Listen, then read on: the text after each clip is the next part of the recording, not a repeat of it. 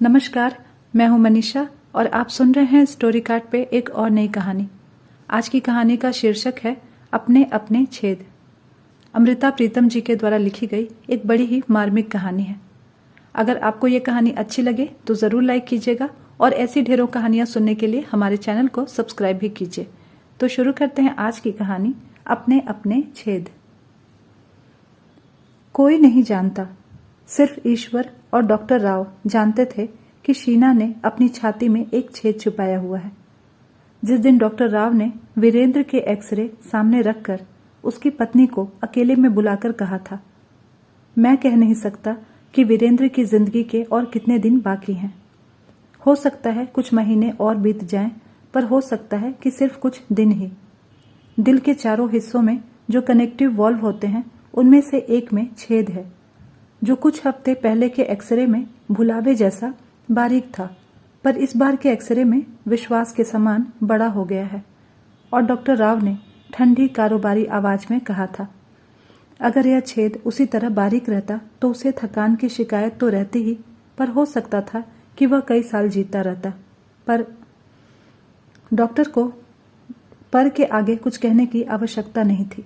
शीना ने जान लिया था कि छेद अब बड़ा होता जा रहा है और इस छेद में से वीरेंद्र के सांस झीरते जा रहे हैं।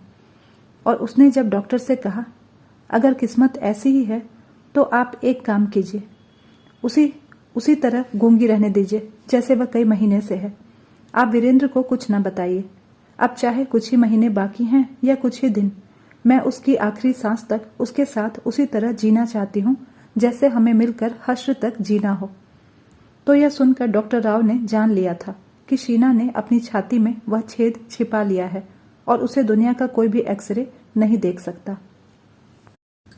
शीना ने यह जान तो लिया कि मौत उसके घर का पता पूछ रही है, पर सोचा अभी जितने दिन उसे घर नहीं मिलता और अभी जितने दिन वह घर का दरवाजा नहीं खटखटाती, वह उतने दिन अपने घर को इसी तरह सजाना और वीरेंद्र के साथ जीना चाहती है जैसे एक मर्द और एक औरत ने दुनिया में पहला घर बसाया हो। वीरेंद्र को बिल्कुल मालूम नहीं था कि मौत इतनी जल्दी मचा रही है। तब भी न जाने उसके जी में क्या आया, उसने सारे जोड़ तोड़ करके मेरे लिए यह मकान खरीदा। शीना सोचती रही। मुश्किल से 5 बरस की नौकरी के बचे हुए कुछ पैसे थे और कुछ उसने अपनी माता पिता की मदद लेकर और कुछ दफ्तर की यह छोटा सा घर खरीद लिया। और शीना को छोटी छोटी बातें याद आईं। वीरेंद्र को टसरी रंग के पर्दे पसंद थे, पर उनके खरीदने के लिए पैसे नहीं बचे।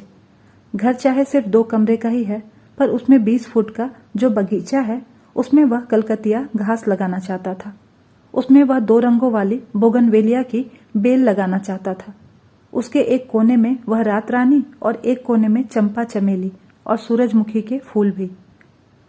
और शीना ने ट्रंक में पड़ी हुई सोने की 2 चूड़ियां बेचकर टसरी रेशम के पर्दे खरीद लिए। वीरेंद्र के पूछने पर शीना ने कहा कि मकान के लिए माँ ने कुछ नहीं भेजा था, इसीलिए आते जाते किसी के हाथ उन्होंने 500 रुपए भेजे हैं।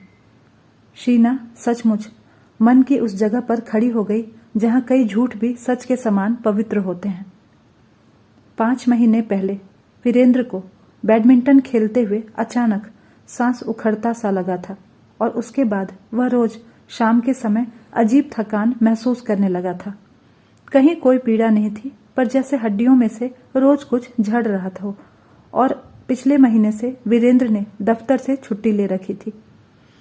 शीना नर्सरी से एक पौधा रोज खरीद कर ले आती और रोज सवेरे अपने छोटे से बगीचे में वह वीरेंद्र के हाथों से ऐसे लगवाती जैसे वीरेंद्र का एक छोटा सा अंश रोज धरती में बीज रही हो। शीना का बहुत जी करता वीरेंद्र का एक छोटा सा अंश वह अपनी कोख में भी बीज ले, पर अब बहुत देर हो चुकी थी। अब तो डॉक्टर ने कहा था कि अच्छा होता अगर वीरेंद्र ने ब्याह न किया होता। ऐसे मरीज के लिए शरीर की उत्तेजना मृत्यु का झटका भी हो सकती है। अगर मालूम होता। शीना के मन में हसरत आई, पर अब किसी हसरत में भी खो जाने योग्य समय नहीं बचा था। अब केवल वीरेंद्र के मुंह की ओर ताकते रहने का समय था। शीना जानते हुए वीरेंद्र को भी। शीना के घर से सटा हुआ घर बहुत समय से खाली था। और उसकी गैर आबादी से कभी कभी शीना को रात के समय डर लगता था। वह इन दिनों अचानक से बस गया। एक औरत, एक मर्द और 2 बच्चे उसकी आबादी बन गए। शीना को दीवार के पार से आने वाली आवाजें अच्छी लगी। इनमें बच्चों की किलकारियां भी थीं और हट से भरी हुई चीख भी, मर्द और औरत की एक दूसरे को पुकारने की आवाजें भी और एक दूसरे से किचकिच करने की आवाजें भी। और शीना आबादी की इन इलामतों को देखते हुए मुश्किल से मुस्कुराई ही थी कि उसे लगा उस घर की वह आबादी अब रेंगते रेंगते दीवार के ऊपर से उतरते फिसलते इस तरह उसके घर की तरफ आ रही है। शाम का समय था जब शीना के दरवाजे पर खड़का हुआ। शीना ने अपने पिता और भाई तक को भी इस हाल की, अपने हाल की भनक न पड़ने दी थी।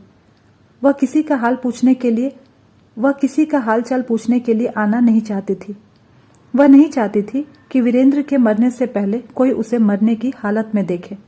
इसलिए इस समय किसी और का आना संभव नहीं था, सिवाय डॉक्टर राव के, जो पिछले दिनों में एक बार वीरेंद्र को उधर से आते जाते देख लिया करते थे। पर उनका दूसरी बार आना वीरेंद्र के मन में संदेह पैदा कर सकता था। इसीलिए शीना को दरवाजे का खड़का अच्छा नहीं लगा। पर झिझक कर दरवाजा खोलते हुए उसने देखा, आने वाला डॉक्टर राव नहीं था, पड़ोस के अभी हाल में आबाद हुए मकान की औरत थी। औरत कुछ संकोच में थी। बोली, आपके घर में शायद टेलीफोन है, मैं एक फोन कर लूं? मैं आपके पड़ोस से मिसेज कुमार हूं। शीना ने वीरेंद्र के कमरे का दरवाजा भेड़ते हुए सिर्फ इतना कहा, वह सो रहे हैं मिसेज कपूर, आप फोन कर लीजिए, लेकिन जरा धीरे बोलिएगा, वह जाग ना जाए। साधारण सा फोन था। औरत ने अपने पति के दफ्तर का नंबर मिलाया, पूछा कि वह दफ्तर में हैं या चले गए, लेकिन फोन करके वह ऐसी निढाल सी हो गई कि शीना ने उसे कुर्सी पर बिठाते हुए पानी के लिए भी पूछा और यह भी कि शायद उसके घर में कोई घबराने वाली बात हो गई है और वह कुछ मदद कर सके तो। औरत ढली हुई आयु की नहीं थी, पर मुरझाई हुई सी थी। वैसे अब भी अच्छी छवि वाली थी, सिर्फ आयु से अधिक गंभीर थी। कहने लगी, नहीं, वैसे ही देर हो गई है, अभी तक घर नहीं आए हैं, सोचा दफ्तर से मालूम कर लूं। औरत के इन साधारण शब्दों की झिर्रियों से जो चिंता छन रही थी वह साधारण नहीं थी, पर शीना ने इससे ज्यादा कुछ नहीं पूछा। उसे पूछना ठीक नहीं लगा।